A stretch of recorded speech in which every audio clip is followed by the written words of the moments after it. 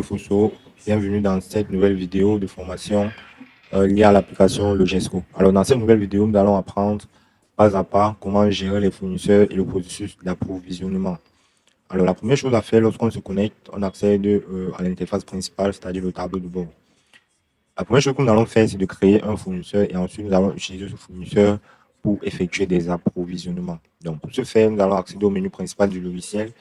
euh, comme ceci et nous allons scroller jusqu'en bas dans la section approvisionnement. Nous allons cliquer sur fournisseur. Lorsque nous sélectionnons fournisseur, pardon, nous avons la liste des fournisseurs disponibles. Alors, ce que nous allons faire là actuellement, nous allons créer un nouveau fournisseur. Pour ce faire, nous allons cliquer sur le bouton plus en bas de la page, en bas à droite. Donc, lorsque nous cliquons, nous avons là actuellement le formulaire qu'il faut remplir pour pouvoir créer de nouveaux fournisseurs. Alors, dans ce formulaire, seul le champ nom du fournisseur est obligatoire. Les autres informations sont importantes aussi, bien évidemment. Donc, nous allons créer par exemple le fournisseur Sokato, Sokato Sal, personne à contacter. Nous allons mettre par exemple Blériot Sapi.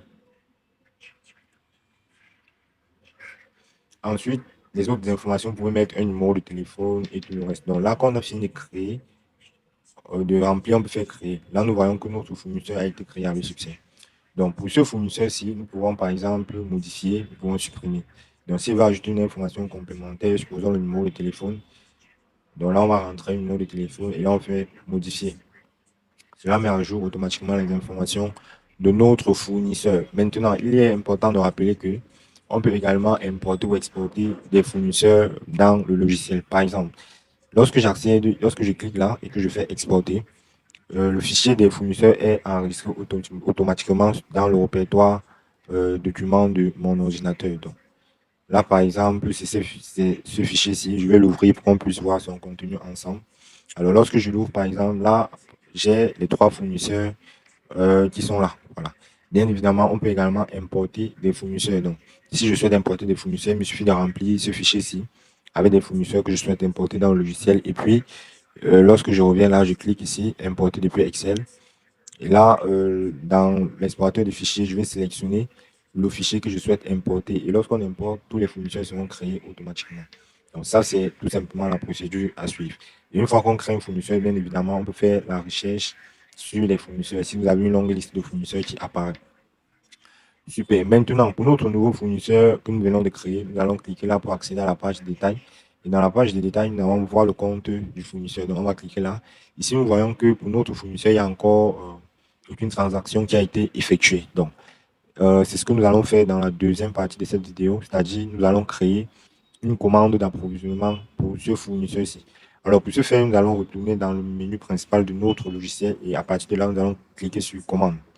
Lorsque nous cliquons sur commande dans cette interface, nous avons la liste des commandes déjà créées qui est disponible. Donc, ce que nous allons faire, nous allons cliquer sur nouvelle commande. Alors, nouvelle commande, à partir de ce formulaire, nous allons sélectionner notre fournisseur.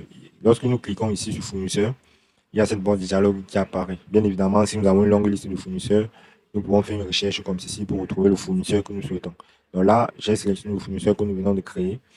Là, nous avons la date de livraison. Bon, c'est une semaine après, une semaine à partir de la date de création du bon de commande. Donc, là, on va laisser la valeur par défaut. Ici, on va ajouter les produits que nous souhaitons commander auprès de notre fournisseur. Donc là, je vais sélectionner des produits qui sont en rupture de stock. Je tiens à préciser que lorsqu'on accède à cette page, on peut voir directement tous les produits disponibles dans le logiciel.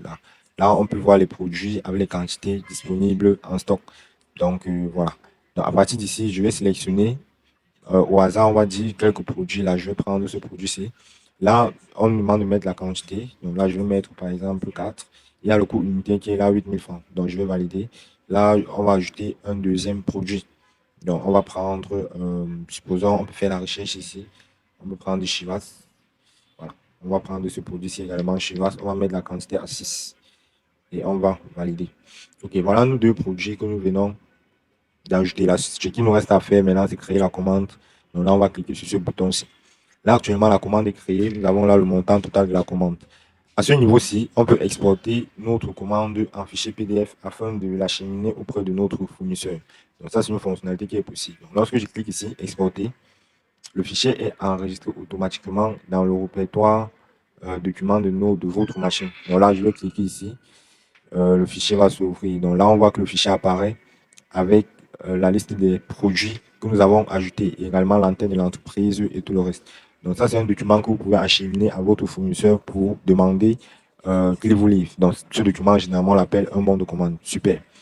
Maintenant, nous allons retourner ici. Lorsque nous créons le bon de commande comme ceci, il n'y a aucun mouvement de stock qui est créé, rien n'est fait.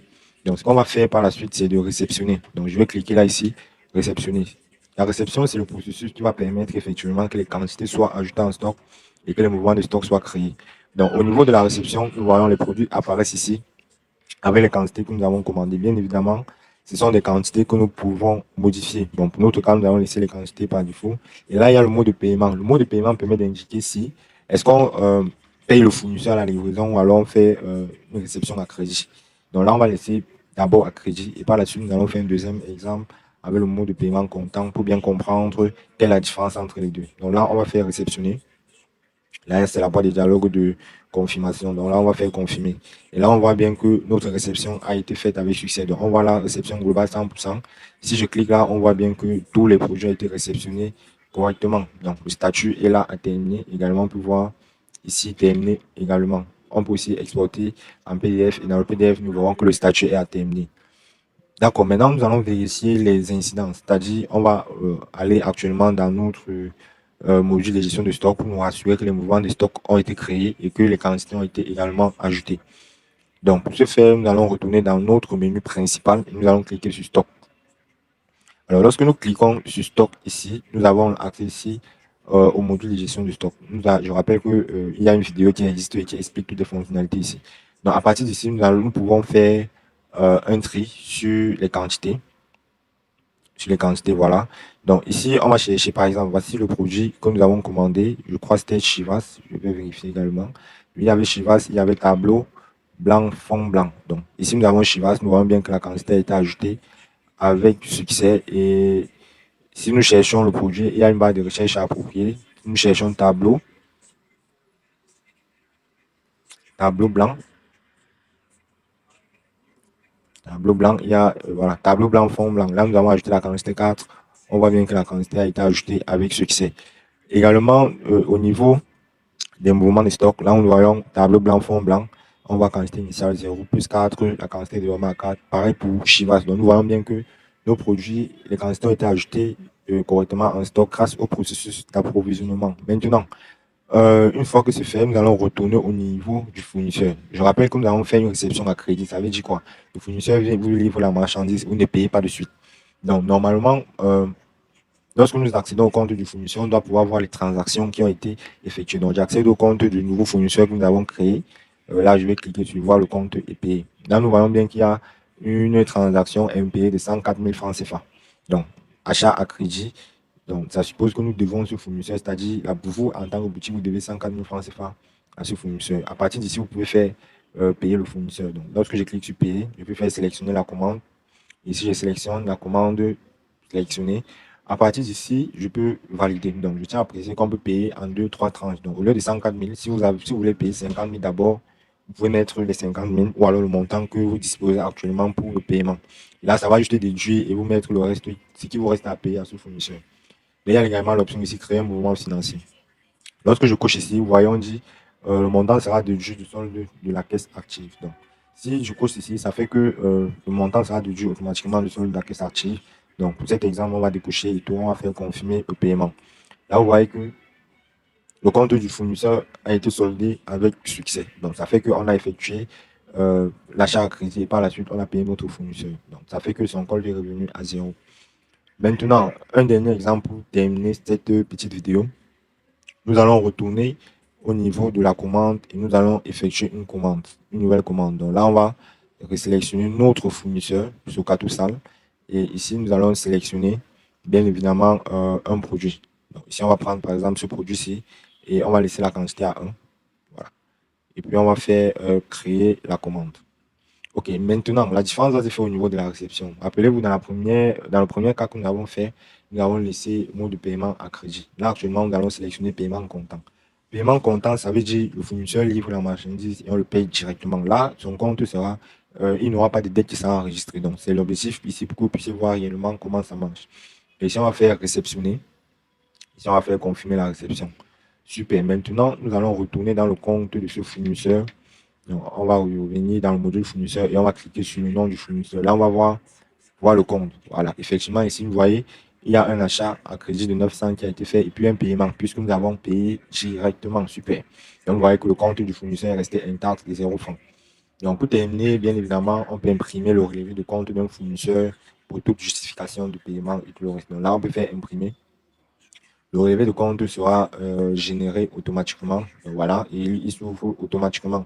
Donc, à partir d'ici, nous avons les informations d'entête de l'entreprise, les informations liées au fournisseur, le compte, et puis nous avons toutes les transactions qui sont là. Là, on peut voir très clairement toutes les transactions que nous avons effectuées avec le nouveau fournisseur que nous avons créé. Super, super, super, tout fonctionne à merveille. Donc, nous allons arrêter la vidéo à ce niveau. Je tiens à rappeler que dans cette vidéo, nous avons appris comment gérer les fournisseurs, comment gérer les comptes de fournisseurs et comment effectuer les approvisionnements en stock. Donc, si vous avez appris quelque chose dans cette vidéo, n'hésitez pas à nous le dire. Si vous avez des difficultés d'utilisation, si vous êtes bloqué à un niveau, contactez le numéro qui s'affiche à la fin de la vidéo pour toute assistance. Nous serons ravis de vous venir en aide. Merci et à bientôt. Ciao.